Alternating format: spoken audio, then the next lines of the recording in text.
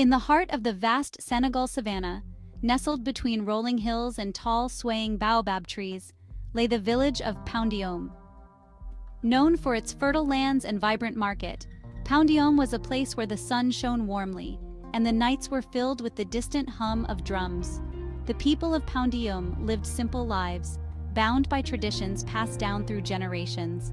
But as with any community, beneath the surface lay tales of jealousy, kindness, and the unseen hand of destiny. In this village lived two girls, Amina and Sika. Amina, with her deep brown eyes and warm smile, was the daughter of Madiya, a woman known far and wide for her incredible powers. Madiya was a healer, a seer, and a woman of wisdom. Her abilities were revered, and she used them selflessly to help those in need. But despite her mother's fame, Amina was humble, always ready to lend a helping hand to anyone who needed it. Sika, on the other hand, was the daughter of Mousiba, a wealthy woman who had amassed great fortune through trade. Mousiba was beautiful and outwardly kind, but her heart was cold. She was envious of Madiya's power and resented the respect that Amina's family received in the village. She believed that wealth should command the greatest respect, and she detested the idea that someone as humble as Amina could be held in such high regard. Despite their mother's differences, Amina and Sika were inseparable. They spent their days exploring the village, playing in the fields, and sharing secrets under the shade of the ancient baobab trees. Amina's kindness was a balm to Sika's spirit, and though Sika admired her friend, the seed of jealousy planted by her mother often caused her heart to waver.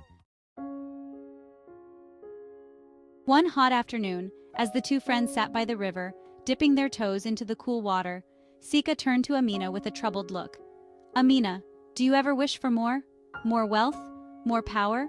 Sika asked, her voice barely above a whisper. Amina shook her head, her braids swaying gently. "No, Sika, I am content with what I have. My mother always says that true wealth is found in the heart, not in possessions." Sika frowned. "But imagine what you could do with more. You could help so many more people." Amina smiled softly. "Helping others isn't about how much you have, Sika. It's about how much you give of yourself." Sika fell silent, pondering her friend's words, but deep down, the discontentment fueled by her mother's words began to simmer. Mousiba, observing the friendship between the two girls, grew more resentful. She was determined to ruin Amina's reputation and elevate her daughter above her. One day, she concocted a plan. She invited Amina to her home under the guise of wanting to help her with a special project. "My dear Amina," Mousiba greeted her with a wide smile, "I've heard so much about your mother's powers, and I'd like to learn from you. Could you show me how to create a healing potion?" Amina, always eager to help, agreed. They worked together in Mousiba's grand kitchen, mixing herbs and chanting incantations.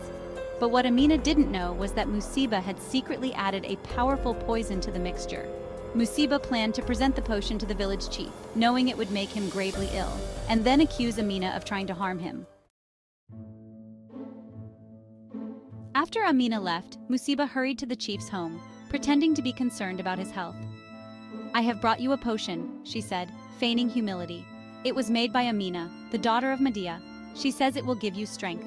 The chief, trusting Mousiba and unaware of her true intentions, accepted the potion.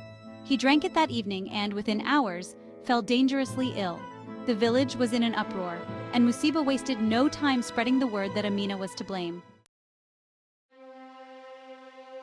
The next day, as Amina walked through the market, she noticed people whispering and casting suspicious glances her way. Confused and hurt, she hurried home to her mother, who was waiting for her with a grave expression. "Amina, my child," Madiya said, "the village chief has fallen ill, and they say it's because of a potion you made." Amina gasped. "But mother, I would never harm anyone. I only wanted to help." Madiya placed a comforting hand on her daughter's shoulder. "I know, my dear, but Mousiba has turned the village against you. We must find a way to prove your innocence." Amina's heart sank. She had always believed in the goodness of people, but now she saw how easily that goodness could be twisted by jealousy and greed.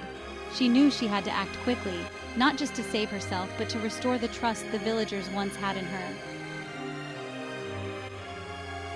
Meanwhile, Sika was torn. She knew her mother was behind the plot, but she didn't know how to stop her. She loved Amina and didn't want her to suffer, but she also feared her mother's wrath. As she wrestled with her conscience, she found herself standing before the ancient baobab tree, where she and Amina often sat and talked. She closed her eyes and whispered a prayer, asking for guidance. Just then, a voice broke through her thoughts. "Sika, what are you doing here?" Sika turned to see Amina standing behind her, her eyes filled with concern. "I'm sorry, Amina," Sika said, her voice trembling. "I didn't know how to tell you. My mother, she's the one who poisoned the potion. She wanted to ruin you, but I didn't know how to stop her." Amina's heart ached as she looked at her friend. "Sika, why didn't you tell me sooner?" "I was scared," Sika admitted. "I didn't want to lose you, but I didn't know how to go against my mother." Amina took Sika's hands in hers.